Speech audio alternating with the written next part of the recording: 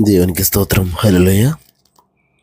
ఒక సంవత్సరం ప్రణాళికతో అనుదిన బైబిల్ పఠనం.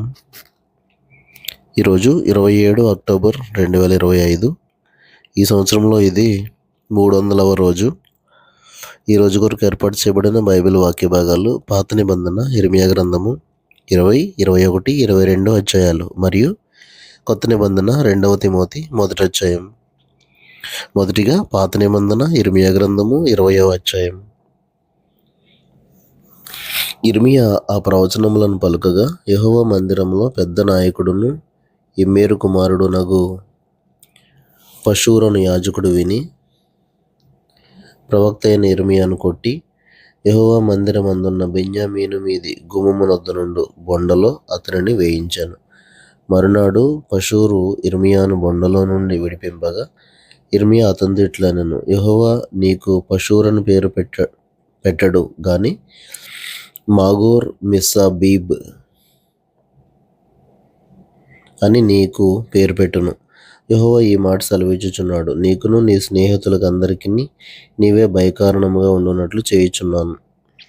నీవు చూచుచుండగా వారు తమ శత్రువుల ఖడ్గం చేత కూలెదరు మరియు యూదా వారినందరినీ బబులోను రాజు చేతికి అప్పగింతును. అతడు వారిని చెరపట్టి బబులోనునకు తీసుకుని పోవును, ఖడ్గము చేత వారిని హతము చేయను.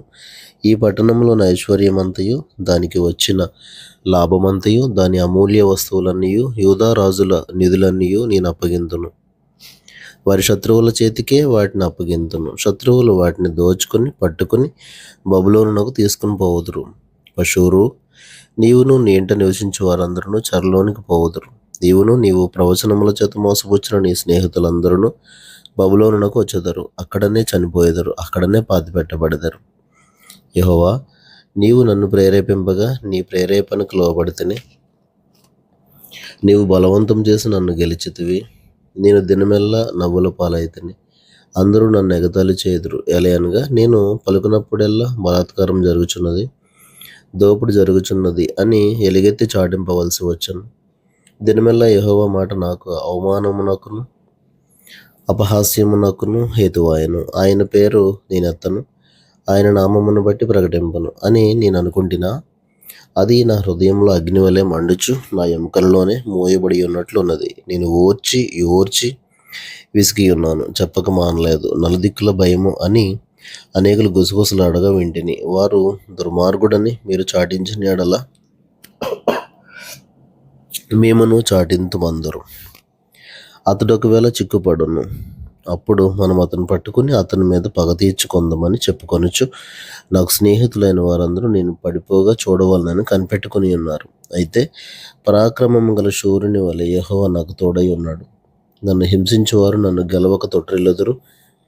వారు యుక్తిగా జరుపుకొనరు గనుక బహుగా సిగ్గుపడుదురు. వారెన్నడూను మరువబడిని నిత్యావమానం పొందుదురు. సైన్యములకు అధిపతి ఒక యెహోవా, నీతిమంతులను పరిశోధించువాడవు నీవే, అంతరింద్రియములను హృదయమును చూచువాడవు నీవే. నా వ్యాజ్యమును నీకే అప్పగించుచున్నాను. నీవు వారికి చేయు ప్రతిదండన నేను చూతునుగాక. యెహోవాను కీర్తించుడి, యెహోవాను స్తుతించుడి. దుష్టుల చేతిలో నుండి దరిద్రుని ప్రాణమును ఆయనే విడిపించుచున్నాడు. నేను పుట్టిన దినము శపింపబడునుగాక, నా తల్లి నన్ను కనిన దినము శుభదినమని అనబడకుండునుగాక. నీకు మగపిల్ల పుట్టినని నా తండ్రికి వర్తమానం తెచ్చి అతనికి అధిక సంతోషం పుట్టించిన వాడు శాపగ్రస్తుడగునుగాక.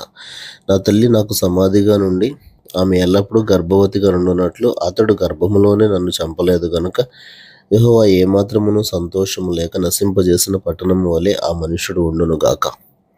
ఉదయమున ఆర్తధ్వనిని, మధ్యాహ్న కాలమందు యుద్ధధ్వనిని అతడు వినుగాక.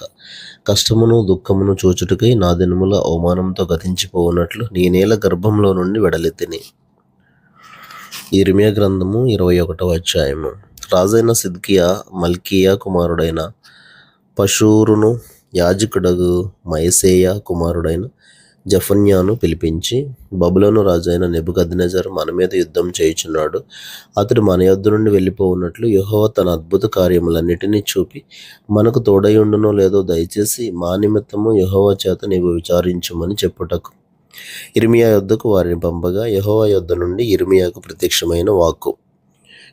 ఇర్మియా వారితో ఇట్లనెను, మీరు సిద్కియాతో ఈ మాట చెప్పుడి, ఇశ్రాయేలు దేవుడైన యెహోవా ఈలాగు సెలవిచ్చుచున్నాడు, బబులోను రాజు మీదను మిమ్మల్ని ముట్టడి వేయు కల్దీయుల మీదను మీరు ఉపయోగించుచున్న యుద్ధ ఆయుధములను ప్రాకారముల బయట నుండి తీసుకొని ఈ పట్టణం లోపలికి వాటిని పోగు చేయించదను. కోపమును రౌద్రమును అత్యుగ్రతయు కలిగిన వాడనై బాహుబలముతోనూ చాచిన చేతితోనూ నేనే మీతో యుద్ధం చేసేదను. మనుషులనేమి పశువులనేమి ఈ పట్టణపు నివాసులందరినీ హతం చేసేదను. గొప్ప తెగులు చేత వారు చచ్చెదరు. అటు తర్వాత నేను యూదా దేశపు రాజైన సిద్కియాను అతని ఉద్యోగస్తులను తెగులును ఖడ్గమును క్షామమును తప్పించుకుని శేషించిన ప్రజలను బబులోను రాజైన నెబుకద్రెజరు చేతికి వారి ప్రాణములను తీయజూచి వారి శత్రువుల చేతికి అప్పగించదను. అతడు వారి యందు అనుగ్రహముంచకయు వారిని కరుణింపకయు వారి ఎడల జాలిపడకయు వారిని కత్తివాత హతము చేయను. ఈ ప్రజలతో నీవిట్లనము, యెహోవా సెలవిచ్చినదేమనగా, జీవ మార్గమును మరణ మార్గమును నేను మీ ఎదుట పెట్టుచున్నాను. ఈ పట్టణంలో నిలిచేవారు కత్తి వలన గాని క్షామం వలన గాని తెగులు వలన గాని చచ్చెదరు. మేలు చేయుటకు కాదు కీడు చేయుటకి నేను ఈ పట్టణమునకు అభిముఖుడనైతిని గనుక బయటకు వెళ్ళి మిమ్మల్ని ముట్టడి వేయుచున్న కల్దీయులకు లోబడువారు బ్రతుకుదురు. దోపుడు సొమ్ము దక్కినట్లుగా వారి ప్రాణము వారికి దక్కును. ఈ పట్టణము బబులోను రాజు చేతికి అప్పగింపబడును. అతడు అగ్ని చేత దాన్ని కాల్చివేయను. ఇదే యెహోవా వాక్కు. యూదారాజు ఇంటి వారలకు ఆజ్ఞ ఇదే. యెహోవా మాట వినుడి. దావీదు వంశస్థులారా, యెహోవా ఇలాగు సెలవిచ్చుచున్నాడు, అనుదినము న్యాయంగా తీర్పు తీర్చుడి. దోచుకొనబడిన వారిని బాధపెట్టు వారి చేతిలో నుండి విడిపించుడి. అలాగు చేయని ఎడల మీ దుష్టక్రియలను బట్టి నా క్రోధం అగ్ని వలె బయలువెడలి ఎవడునూ ఆర్పు లేకుండా మిమ్మల్ని దహించును. యెహోవా వాక్కు ఇదే. లోయలో నివసించుదానా, మైదానమందలి బండ వంటిదానా, మా మీదికి రాగలవాడెవడు, మా నివాస స్థలములలో ప్రవేశించేవాడెవడు అనుకుని వారలారా, మీ క్రియల ఫలములను బట్టి మిమ్మల్ని దండించదను. నేను దాని అరణ్యంలో అగ్ని రగలబెట్టదను, అది దాని చుట్టూనున్న ప్రాంతములన్నిటినీ కాల్చివేయను. ఇదే యెహోవా వాక్కు. ఇర్మియా గ్రంథము 22వ అధ్యాయము. యెహోవా ఇలాగు సెలవిచ్చుచున్నాడు, నీవు యూదా రాజు నగరు దిగిపోయి అక్కడ ఈ మాట ప్రకటింపుము. దావీదు సింహాసనము మీద కూర్చుండు యూదా రాజా, నీవును ఈ గుమ్మముల ద్వారా ప్రవేశించి నీ ఉద్యోగస్తులను నీ జనులను యెహోవా మాట వినుడని ప్రకటింపుము. యెహోవా ఇలాగు ఆజ్ఞనిచ్చుచున్నాడు, మీరు నీతి న్యాయములను అనుసరించి నడుచుకొనుడి. దోచుకొనబడిన వారిని బాధపెట్టు వాని చేతిలో నుండి విడిపించుడి. పరదేశులనైనను తండ్రి లేని వారినైనను విధవరాండ్రనైనను బాధింపకుడి. వారికి ఉపద్రవము కలుగజేయకుడి. ఈ స్థలములో నిరపరాధుల రక్తము చిందింపకుడి. మీరు నిశ్చయముగా ఇలాగున చేసిన ఎడల దావీదు సింహాసనము మీద కూర్చుండు రాజులు రథములను గుర్రములను ఎక్కి తిరుగుచు ఉద్యోగస్తుల సమేతముగాను జనుల సమేతముగాను ఈ నగరు ద్వారముల గుండా ప్రవేశింతురు. మీరు ఈ మాటలు వినని ఎడల ఈ నగరు పాడైపోవును. నా తోడని ప్రమాణం చేయుచున్నాను. ఇదే యెహోవా వాక్కు. యూదా రాజు వంశస్థులను గూర్చి యెహోవా ఇలాగు సెలవిచ్చుచున్నాడు, నా ఎన్నికలో నీవు గిలాదు వలెనున్నావు, లెబానోను శిఖరం వలె ఉన్నావు. అయినను నిశ్చయముగా ఎడారిగాను నివాసులు లేని పట్టణముగాను నేను నిన్ను చేయదును. నీ మీదికి వచ్చుటకై ఒక్కొక్కడు తన ఆయుధములను పట్టుకొను సంహారకులను నేను ప్రతిష్ఠించుచున్నాను. వారు నీ దేవదారు చెట్లలో శ్రేష్టమైన వాటిని నరికి అగ్నిలో పడవేతురు. అనేక జనులు ఈ పట్టణపు మార్గమును పోవచ్చు. యెహోవా ఎందు నిమిత్తం ఈ గొప్ప పట్టణమును ఇలాగు చేశానని ఒకరినొకడు అడుగగా, అచ్చటి వీరు తమ దేవుడైన యెహోవా నిబంధనను నిరాకరించి అన్యదేవతలను పూజించి వాటికి నమస్కారం చేసినందున ఆయన ఇలాగను చేసి ఉన్నాడని చెప్పుదురు. చనిపోయిన వాని గూర్చి అడవవద్దు, వాని గూర్చి అంగలార్చవద్దు. వెళ్ళిపోవచ్చున్న వాని గూర్చి బహురోదనం చేయుడు. వాడు ఇకను తిరిగి రాడు, తన జన్మభూమిని చూడడు. తన తండ్రి అయిన యోషియాకు ప్రతిగా ఏలిన వాడై ఈ స్థలములో నుండి వెళ్ళిపోయిన యూదారాజైన యోషియా కుమారుడకు షల్లూమును గూర్చి యెహోవా ఇలాగు సెలవిచ్చుచున్నాడు, అతడు ఇక్కడికి తిరిగి రాడు. ఈ దేశమునిక చూడక వారు అతను తీసుకుని పోయిన స్థలమునందే అతడు చచ్చును. నీతి తప్పి తన నగరును స్థాపించువానికి శ్రమ. న్యాయము తప్పి తన మేడగదులను కట్టించుకొనుచు జీతమీయక తన పొరుగు వాని చేత ఊరకయ్య కొలువు చేయించుకుని వానికి శ్రమ.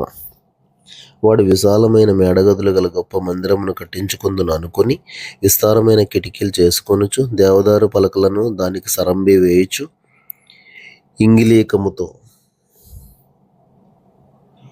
రంగు వేయుచు ఉన్నాడే. నీవు అతిశయపడి దేవదారు పలకల గృహమును కట్టించుకొనుట చేత రాజువగుదువా?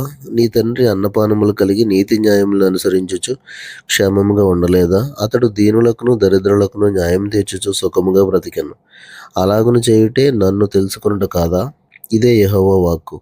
అయితే నీ దృష్టియు నీ కోరికయు అన్యాయంగా లాభం సంపాదించుకొనుట యందే, నిరపరాధుల రక్తము ఒలికించుట యందే నిలిచి ఉన్నది. అందుకొరకే నీవు జనులను బాధించుచున్నావు, అందుకొరకే బలాత్కారం చేయుచున్నావు. కావున యోషీయ కుమారుడగు యెహోయాకీమును యూదారాజును గూర్చి యెహోవా ఇలాగు సెలవిచ్చుచున్నాడు.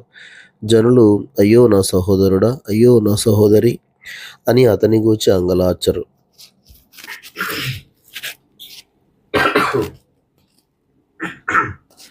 అయ్యో నా ఏలినవాడా, అయ్యో శోభావంతుడా అని అతని కొరకు అంగలార్చరు. అతడు యెరూషలేము గుమ్మముల ఆవలి కీడవబడి పారవేయబడి గాడిద పాతిపెట్టబడు రీతిగా పాతిపెట్టబడను.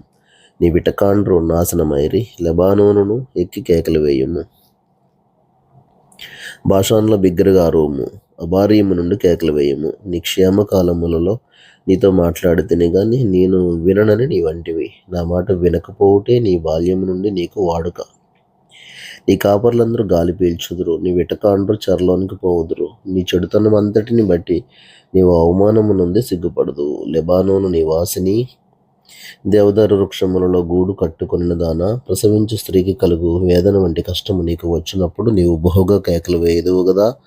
యెహోవా సెలవిచ్చినదేమనగా, యూదారాజైన యెహోయాకీము కుమారుడగు కొన్యా నా కుడి చేతికి శిఖా ఉంగరముగా ఉండినను దాని మీద నుండి నిన్ను ఊడదీసి వేసదనని నా తోడుని ప్రమాణం చేయుచున్నాను. నీ ప్రాణమును ఎవరు తీయజూచుచున్నారో, నీవెవరికి భయపడుచున్నావో వారి చేతికి, అనగా బబులోను రాజు అయిన నెబుకద్రెజరు చేతికిని కల్దీయుల చేతికిని నిన్ను అప్పగించుచున్నాను. నిన్ను కనిన నీ తల్లిని మీ జన్మభూమి కాని ప్రదేశంలోనికి విసిరివేసెదను. మీరు అక్కడనే చచ్చెదరు.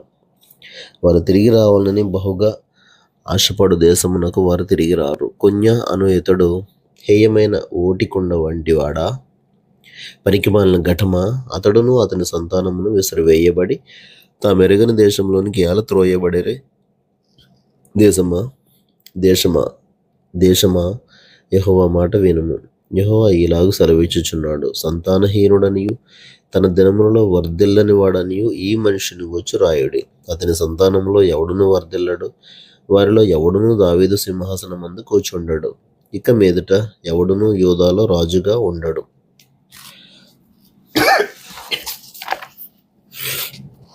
క్రొత్త నిబంధన. అపోస్తలుడైన పౌలు తిమోతికి రాసిన 2వ పత్రిక 1వ అధ్యాయము 18వ వచనాలు.